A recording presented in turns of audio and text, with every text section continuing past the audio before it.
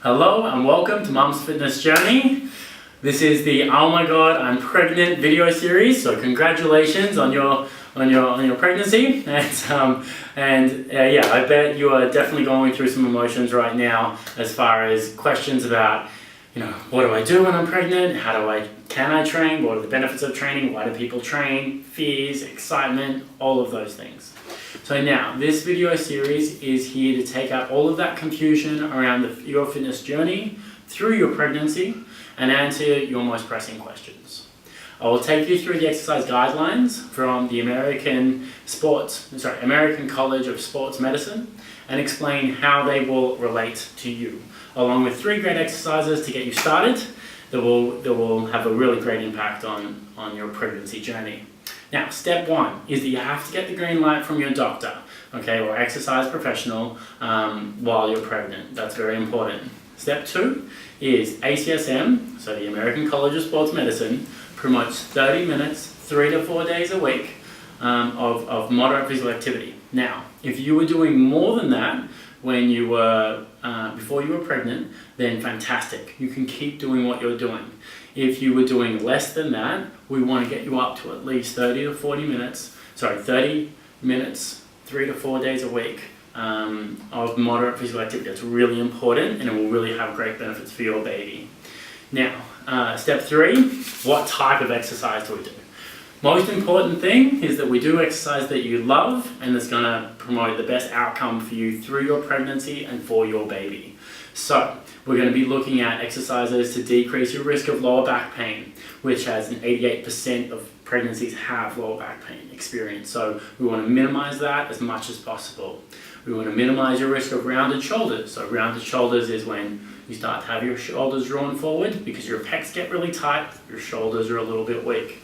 The reason we want to do that is because after your pregnancy, once you've got a little born to feed, whether you're breastfeeding or bottle feeding, you're going to be in this position a lot. So we want to strengthen your shoulders so that you can stay as upright as possible. Then we want to promote pelvic floor strength. Really important. So our 3 exercises, nice and simple to start off with. We're going to start off with our squats. The reason that we're going to be going through squats is that we want to strengthen our lower back.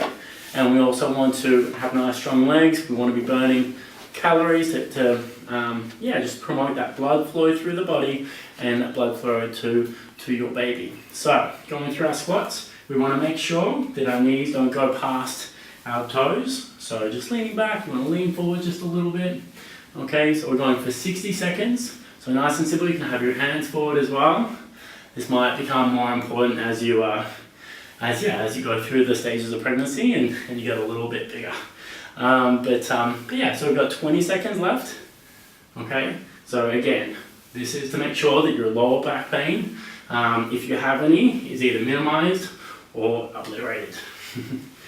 Okay, so after this, we're going to be doing bent over rows. Okay, so 5, 4, 3, 2, and 1. Well done.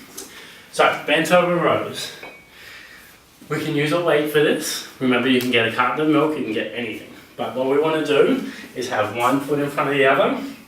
We're going to lean forward, and then we're going to be bringing our hand in towards our body, and then lowering back down. We don't want to be doing this, okay? Because that's going to really work your upper traps, and you can even get a headache from doing it that way.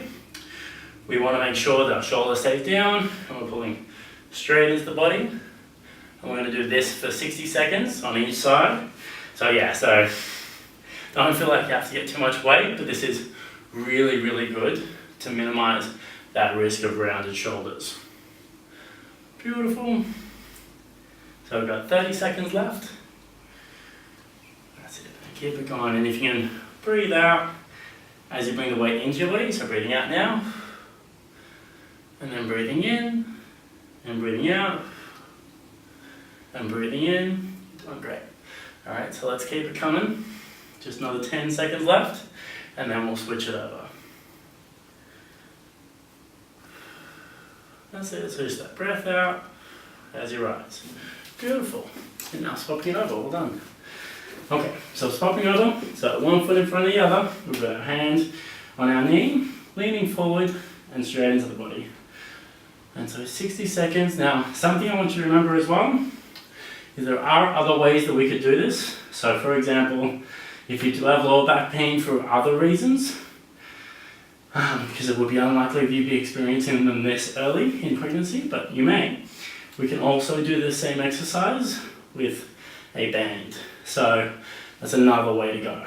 But yeah, so we've got 40 seconds left, and I'll be showing you that in later videos, because that's what we do in the second and third trimester.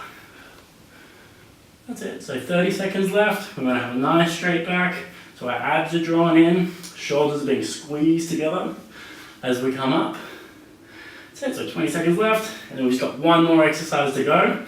And again, that will be to decrease your risk of lower back pain, but also of any lower body injuries. And breathing out.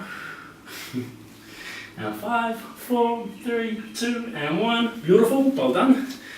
All right. So then from there, floor touches, okay? Or just standing on one foot at first. So at first, we're going to stand on one foot. Make sure we have our balance, okay? If we're good like this, then we're going to start to lean forward a little bit. And then back up.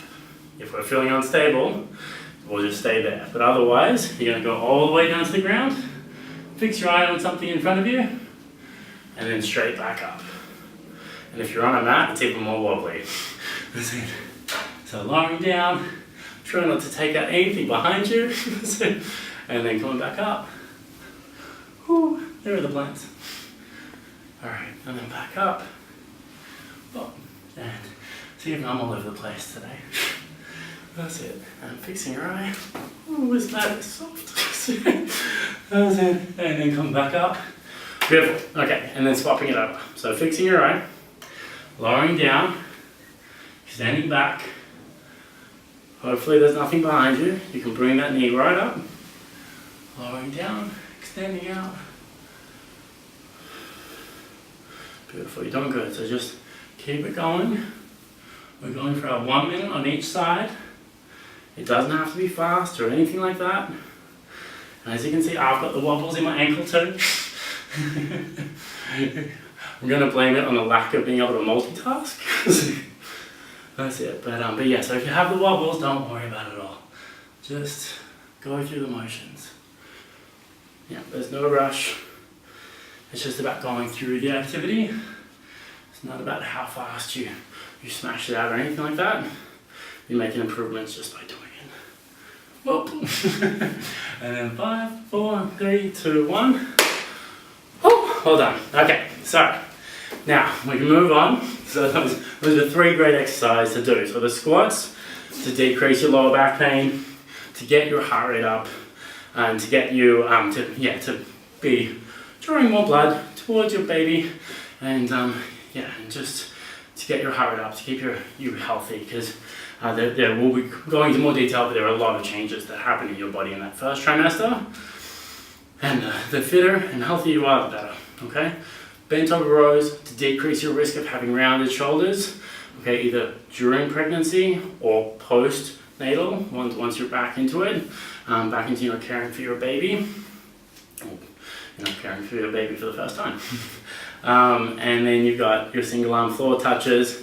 That is to stabilize all the joints, running from your ankle, knee, and hip, and lower back, which is very important as relaxin is being released into your system. And one of the things that relaxin does is it actually decreases the tension around the ligaments and tendons, which is preparing you for labor, but it does have an increased risk of injury to your joints. So step 4 is, be careful of agility training, because you've got that release of relaxin. So when I say agility, if you're very active and you're doing things like hockey, or you're doing soccer, or you're doing netball, be very careful with those, because you will not know your body as it goes through these stages. And that's me quoting from many other mums that have said exactly that, because it will not be as stable as it normally is, so just be careful. Step 5 is to do 100 pelvic floor contractions every day. So you can do them whenever you like. I just did mine. But you can, if you can do them with Kegel exercises, even better, okay? But that's really important. If you're going to have a natural birth, there is an increased rate of having pelvic floor weakness after birth, whereas if you have a C-section, then there's an increased rate or risk of having decreased muscle abdominal strength after the birth, or if you have diastasis recti, it'll be a similar thing. So now, moving along, you've just made it through to the end of your first Mum's Fitness Journey video, so well done, you're awesome, you've done great. Now, in the next video, we're going to go through all of the benefits of exercise in your second trimester, as well as the things that you're going to need to change, just to make sure that your baby is getting everything that it needs, he or she, and also to make sure that you stay in great form and you don't risk injury or any other complications that you don't want to. Okay, so the whole point of these videos is to keep you safe, keep you active, and keep you healthy, and bring your baby into the best environment it possibly can become or be born into. So I will see you in the next video. I'm Matt. I will see you then.